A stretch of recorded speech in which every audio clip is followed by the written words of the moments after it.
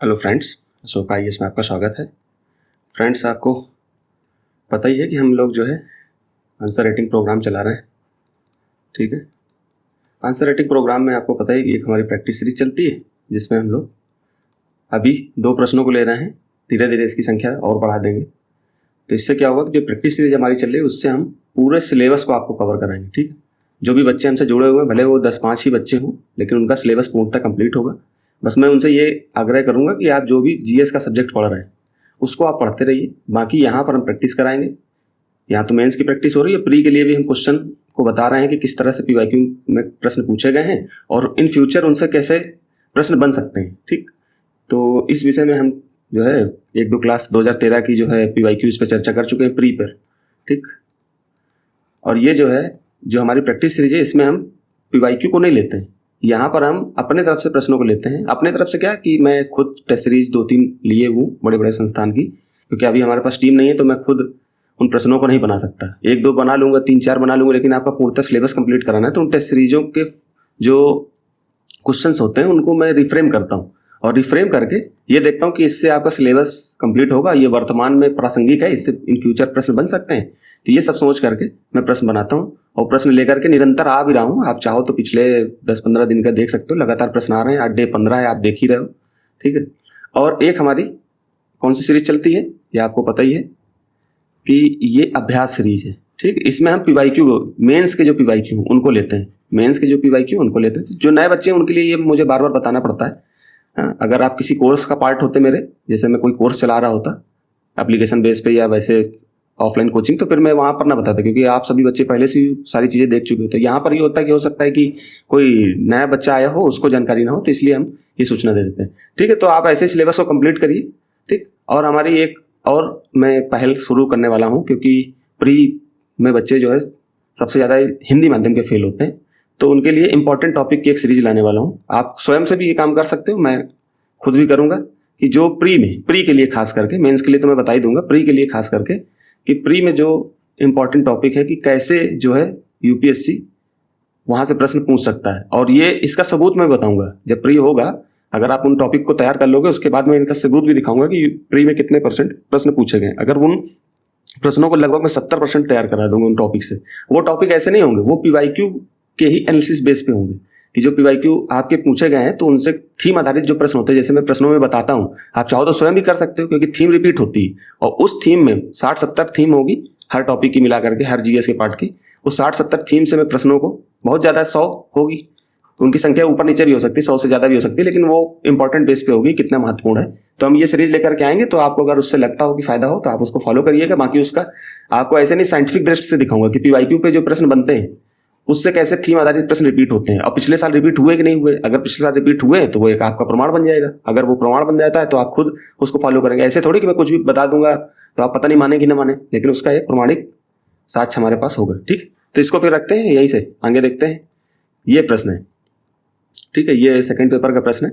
इसमें से GS का जो सेकंड पेपर है उसका प्रश्न है। तो इनको थोड़ा सा चेंज कर लेता हूँ।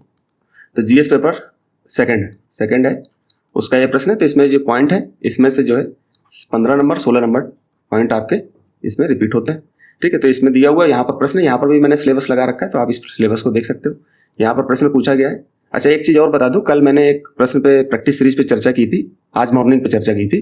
तो उस मॉर्निंग में मैंने मोदी जी का जिक्र किया था कि मोदी जी अभी पिछले महीने चोल शासक की जयंती पर गए थे। तो चोल शासक वो राजेंद्र चोल थे। ठीक है, मैंने चोल शासक वहाँ पर मेरे मतलब जवान फिसल गई थी, तो वहाँ पर मैंने राजा राज चोल होती, जो इनके पिताजी थे उनका नाम राजा राज प्रथम या राजा राज चोल प्रथम, मैंने वहाँ पर ये बता दिया था। लेकिन वो उनके बेटे राजेंद्र प्रथम इनकी जयंती पर गए थे। ठीक है, तो वो चोल शासक था। अगर कोई जानता होगा, न्यूज़ पढ़ रहा होगा तो वो समझ जाएगा। कभी कभी जवान, देखिए मैं अभी एक्सपीरियंस इतना मेरे पास है नहीं, मतलब पढ़ाने का तो वैसा नहीं है, मेंटरशिप का रहा है, तो मैं हो सकता है कि बोलने में कहीं पर जवान वगैरह थोड़ी सी फिसल जाती। बाकी मैं कंफर्म रहता है कि मैं दूसरे दिन आकर के उस चीज़ को जरूर बताता हूँ। मैं चाहता तो उस पॉइंट को वहाँ से काट देता, लेकिन मैंने नहीं काटा, क्योंकि जो है तो है, उसमें छूट तो अब आपको भी समझ में आ जाता है कि यहाँ से कुछ हटाया गया है। इसलिए कोशिश करता हूँ कि जेन्युइन जो चीज़ें हैं वो आपको पता चले। ठीक है, तो हम सीधे प्रश्न पे आते हैं। ज़्यादा बातचीत हो जाती है। ठीक है, बातचीत इसलिए ज़्यादा हो जाती है क्योंकि भाई जो नए बच्चे हैं उनको बताना पड़ता है। तो आप इसको 10 मिनट भी रोक करके पूरा देखो। ठीक है, ज़्यादा मिनट की वीडियो नहीं होगी, छोटी वीडियो होगी।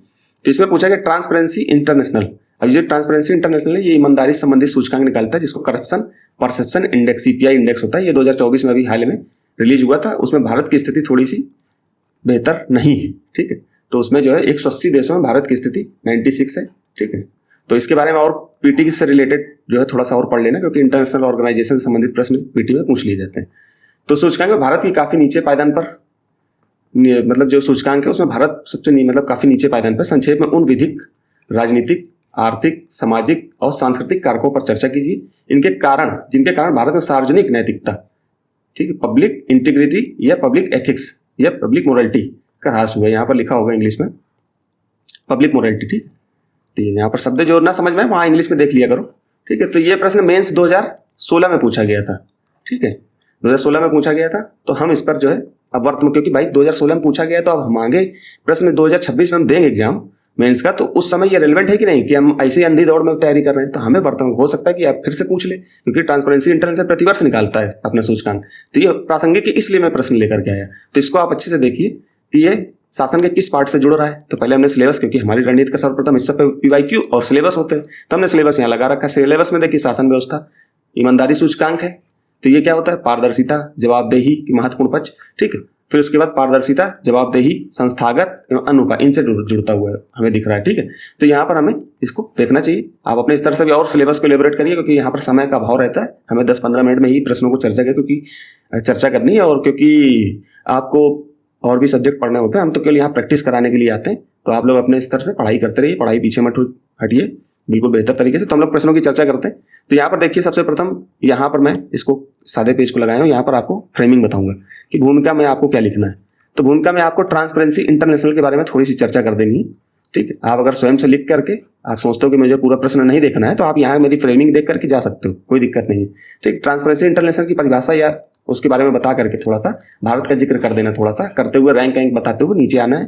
फिर उसके बाद मुख्य भाग में क्या होगा, मुख्य भाग में आपको लिखना है कि इसके कौन कौन से रूप रहे हैं। देखिए यहाँ पर कि ये संक्षेप में उन विधिक कारकों को बताना है जिसमें, मतलब विधिक, राजनीतिक, आर्थिक, सामाजिक और सांस्कृतिक कारकों पर चर्चा कीजिए जो सार्वजनिक नैतिकता का ह्रास किए। तो यहाँ पर हम मुख्य भाग में लिखेंगे सार्वजनिक नैतिकता के ह्रास में, ह्रास के कारणों में, सार्वजनिक नैतिकता के ह्रास के कारणों की चर्चा, कारणों की चर्चा।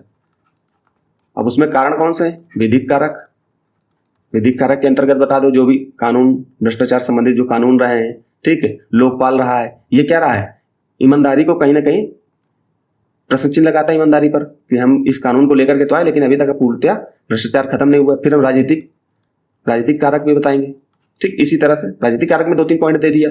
फिर आपके आर्थिक कारक, सामाजिक, अब यहाँ पर पूरा लिखने में टाइम लगता है, फिर इसके बाद सामाजिक, ठीक, शॉर्ट में लिख दे रहा हूँ। फिर आपका सांस्कृतिक, ये कारक लिख करके यहाँ, ये कारक लिख करके यहाँ लिख देता हूँ सांस्कृतिक कारक, इसको लिख करके फिर इसके बाद आपको छोटा सा निष्कर्ष दे देना है, ठीक।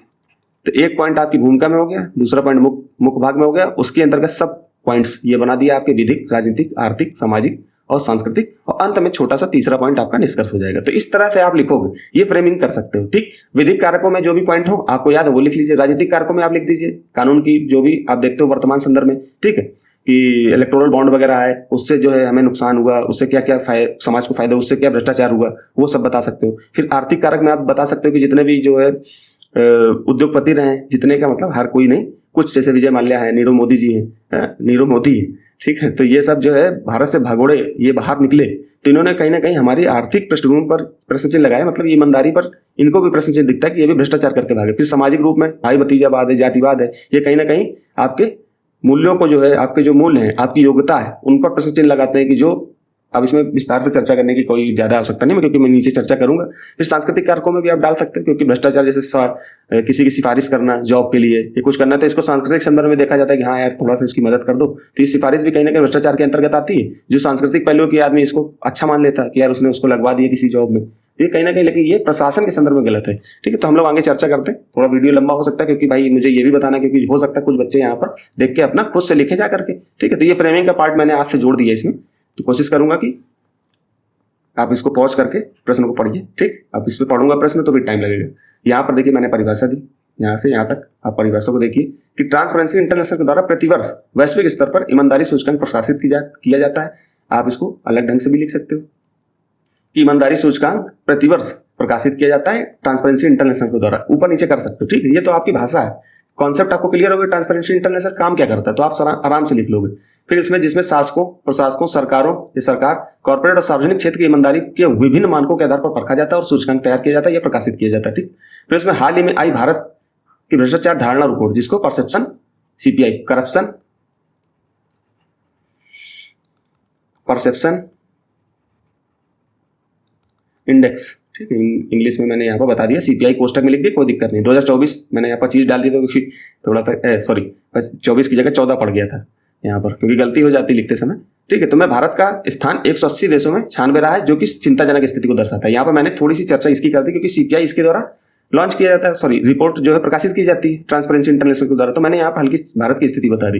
फिर इसके उन कारकों की चर्चा करनी जो सार्वजनिक नैतिकता का ह्रास कर रहे हैं। तो हमने विधिक कारक में डाला, जैसे लोकपाल अधिनियम, भ्रष्टाचार निवारण अधिनियम होने के बावजूद भ्रष्टाचार में कमी नहीं हुई, जो कि एक कानूनों के प्रभावी प्रवर्तन पर प्रश्न लगाता है, जो कि इन कानूनों के प्रभावी प्रवर्तन पर आप देख लीजिएगा, क्योंकि लिखा सही है, मेरे बोलने पर हो सकता है ऊपर नीचे हो जाए, ठीक है। न्यायिक प्रक्रिया विलंब, जमानत में पारदर्शिता की कमी, जांच एजेंसियों का राजनीतिक दुरुपयोग से भ्रष्टाचार पर रोक नहीं। अभी आपने देखा ED का दुरुपयोग होता रहता है, ठीक है। तो ये सब चीजें जो है यहाँ पर संस्थागत रूप से आप एग्जाम्पल में और डाल सकते हो, कोई दिक्कत नहीं, ठीक। लेकिन थोड़ा सा सरकार की डायरेक्ट आलोचना करने से बचिए, क्योंकि जब जिस भी सरकार में, जैसे आपकी कांग्रेस की सरकार रही हो, तो आप उस समय उस सरकार में अगर आप प्रश्न लिख रहे हैं तो थोड़ा सा सरकार की आलोचना करने से बचा करिए डायरेक्ट।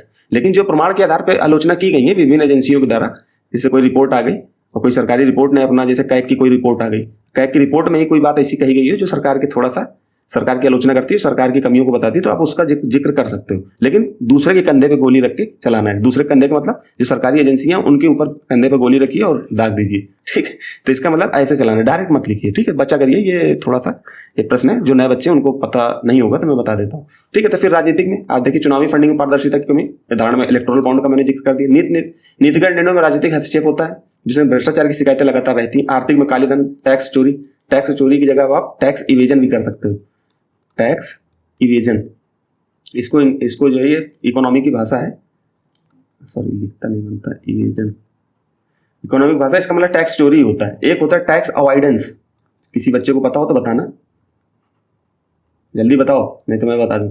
चलो मैं ही बता देता हूँ, क्योंकि आप लोग तो कमेंट करते नहीं, तो मुझे टैक्स अवॉइडेंस का मतलब क्या होता है कि सरकार आपको लीगल तरीके से बोलती है कि आप जो है टैक्स को बचा सकते हो। जैसे कि इनकम टैक्स की धारा 80C और भी बहुत सारी धाराएं हैं जो आपको टैक्स से बचाव के लिए बोलती है। जैसे कि आपने क्या किया कि आपकी इनकम मान लो 12 लाख है, तो 12 लाख तक तो वैसे भी इस समय टैक्स छूट है, ठीक है। लेकिन आपकी मान लो 15 लाख है, आप क्या हुआ कि आपको पता है कि 12 लाख तक अगर हम जो है आपकी इनकम टैक्स पर छूट है, ठीक है। आपकी 15 लाख, तो 3 लाख आपके बच रहे हैं, तो 3 लाख में आप दूसरे स्लैब में आ गए, आपको टैक्स देना पड़ेगा। तो आपने क्या किया, उस 3 लाख रुपए को सरकार की ही कई अन्य योजनाओं में इन्वेस्ट कर दिया, जैसे LIC में इन्वेस्ट कर दिया, या कोई FD बैंक में खुलवा ली सरकार के लिए, या कोई बॉन्ड खरीद लिया सरकार का है, ठीक है। तो इस तरह से काम करें तो आपका 3 लाख रुपए वहां सरकार के पास ही चला गया, तो आपके पास बचे तो 12 लाख, तो 12 लाख में आप जीरो में आ गए, मतलब 0% टैक्स लगेगा, ठीक है। तो इसलिए जो है ये आपको तरीके होते हैं, लीगल तरीके। ये तो मैंने एक उदाहरण बताया, ये आपको जो इससे संबंधित, जो टैक्स से संबंधित जो वकील होते हैं, लॉयर होते हैं, कॉर्पोरेट लॉयर, वो आपको अच्छी सलाह देता है, CA आपको अच्छी सलाह दे सकता है जिससे संबंधित होता है, ठीक है। तो ये मैंने थोड़ा सा अलग से जिक्र कर दिया। हालांकि यहाँ क्वेश्चन में बताते समय जिक्र नहीं करना चाहिए, क्योंकि समय काफी चला जाता है, लेकिन मानता नहीं है मन, क्योंकि आप लोगों को यहाँ सूचना ही तो देनी, क्योंकि ये नहीं पता होगा तो फिर कैसे लिखोगे। फिर इस तरह से जैसे इसको पढ़ लेना पॉज करके, ठीक है। सार्वजनिक नैतिकता के ह्रास के प्रति उदाहरण विजय माल्या, किंगफिशर घोटाला आपने देखा, नीरव मोदी केस आदि, ठीक है। तो फिर ऐसे सामाजिक कारक में शिक्षा, स्वास्थ्य जैसे क्षेत्रों में भ्रष्टाचार की घटनाएं देखने को मिलती है। अभी CBSE पेपर लीक मामला देखा, स्वास्थ्य उपकरणों की खरीद में गड़बड़ी। फिर इधर जातिवाद, क्योंकि ये सामाजिक क्षेत्र में आता है, तो जातिवाद हो गया, धर्मवाद हो गया, भाई भतीजावाद, और पहचान की राजनीति से ईमानदारी और योग्यता का अवमूल्यन हो जाता है। क्षेत्रवाद भी कर सकते हो, ऐसे 2-3 वाद होते हैं, उनके बारे में भी आप यहाँ पर डाल सकते हो। सांस्कृतिक कारक में फिल्म, इसको हिंदी में लिख देना, फिल्म मैंने इंग्लिश में लिख दी। मीडिया, लोकप्रिय संस्कृति भी कभी कभी भ्रष्टाचार को ग्लैमराइज करती है। आप देखते हो जैसे एक्सकैम सीरीज अभी आई थी 2023 में, ठीक, वो वेब सीरीज थी, आप देखना उसको कैसे जो है सरकार पूरे सिस्टम को उसने खरीद लिया था अपने पैसों के बलबूते से, ठीक है। स्टाम्प चोरी का मामला होता है पिक्चर में, फिल्म में, तो आप देखना। तो ऐसे नैतिक मूल्यों का अभाव, समाज में ऐसी पिक्चरें दिखा करके समाज को कहीं ना कहीं गुमराह किया जाता है। ये समाज जो है उसको बड़ा अपने एक्शन में लेता है कि हाँ मैं भी ऐसा कर सकता हूँ, पूरी रंगबाजी तो वही करते हैं, ठीक है, क्योंकि स्कैम जो घोटाले कर रहे होते हैं उनके पास इतना पैसा होता है कि पूरे सिस्टम ही को खरीद लेते हैं। तो ये तो एक इसको पॉजिटिव दृष्टि में देखते हैं, लेकिन होता नेगेटिव है, गलत चीजें हैं ये। ठीक है, तो नैतिक मूल्यों का अभाव, समाज में रिश्वत और सिफारिश संस्कृति का स्वीकार। जैसे कोई मान लो किसी गांव का कोई व्यक्ति है, उसके गांव से कोई नेता बन गया, अब उससे सिफारिश की जाती है तो इसका क्या होता है कि अच्छी दृष्टि से देखा जाता है, जबकि है गलत दृष्टि की। उसने जो है जैसे किसी नेता ने उसको काम में लगवा दिया, किसी जॉब में लगवा दिया, तो उसको कहते हैं बहुत अच्छा नेता था, जबकि ये गलत काम है। इस कहीं ना कहीं आपकी प्रतिभा पर प्रश्न चिन्ह लगाता है। जो डायरेक्ट सरकारी नौकरी में आ रहे हैं और परीक्षा दे करके आ रहे हैं, आपने बिना परीक्षा दिलाए उसको डायरेक्ट कर दिया, तो वो कहीं ना कहीं आम जन जो तैयारी कर रहा है, लड़का जो अभ्यर्थी तैयारी कर रहा है, उसके योग्यता पर प्रश्न चिन्ह लग रहा है। ठीक है, तो चलिए खैर कोई नहीं, फिर इस तरह से छोटा सा निष्कर्ष देना है। इस प्रकार कहा जा सकता है कि भारत में भ्रष्टाचार, सार्वजनिक नैतिकता, ये सब डाला करिए, क्योंकि ये नैतिकता एथिक्स से संबंधित प्रश्न, अभी आप एथिक्स पढ़ लोगे तो इसको जीएस के प्रश्नों में कहीं ना कहीं खोसने का प्रयास किया करिए, डालने का प्रयास करिए करिए। कि ह्रास को कानूनी मानदंड द्वारा नहीं सुधारा जा सकता, इसके लिए पारदर्शी संस्थागत राजनीतिक इच्छा शक्ति और राजनीतिक नैतिक जागरूकता या नैतिकता जागरूकता एवं त्वरित न्याय व्यवस्था आवश्यक है, जिससे भारत वैश्विक पारदर्शी सूचकांक में बेहतर स्थिति में होगा। ठीक, तो इस तरह से आप लोग प्रश्नों को बार बार प्रैक्टिस करिए। ठीक है, थोड़ा लंबा सेशन हो गया, लंबा क्या, इसको मैं 15 मिनट में कराने की कोशिश करता हूँ, लेकिन अब क्योंकि आज मैंने जो है आपको यहाँ पर मैंने जो बच्चे नहीं रुकना चाहते तो वो यहाँ तक भी रुक करके फ्रेमिंग देख के खुद से भी प्रश्न जाके प्रैक्टिस करें, क्योंकि यहाँ पर तो खुद से ही प्रैक्टिस कराना है मुझे, लेकिन ये कुछ दिन चलेगा। मैंने 1000 क्वेश्चनों का जो है प्लान बनाया, 1000 क्वेश्चन आपको प्रैक्टिस कराने किसी भी रूप में। ठीक है, चलिए मैंने आपसे बोला था कि मैं जो है इसके बाद आपदा प्रबंधन पे आ जाऊंगा, तो 2016 तक हमने गवर्नेंस की चर्चा कर ली।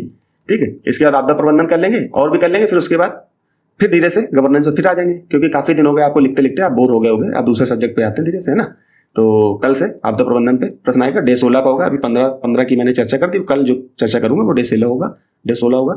यहाँ पर क्या लिखा है, आपदा पूर्व प्रबंधन के लिए संवेदनशीलता व जोखिम निर्धारण कितना महत्वपूर्ण है, प्रशासक के रूप में आपदा प्रबंधन प्रणाली में किन महत्वपूर्ण या मुख्य बिंदुओं पर चर्चा या ध्यान देने होंगे। ठीक है, तो इसको इंग्लिश में भी पढ़ लिया करिए। अभी देखिए आपदा प्रबंधन में, अभी देखिए आपकी बाढ़ जैसी घटना आ रही है, भूस्खलन हो रहा है।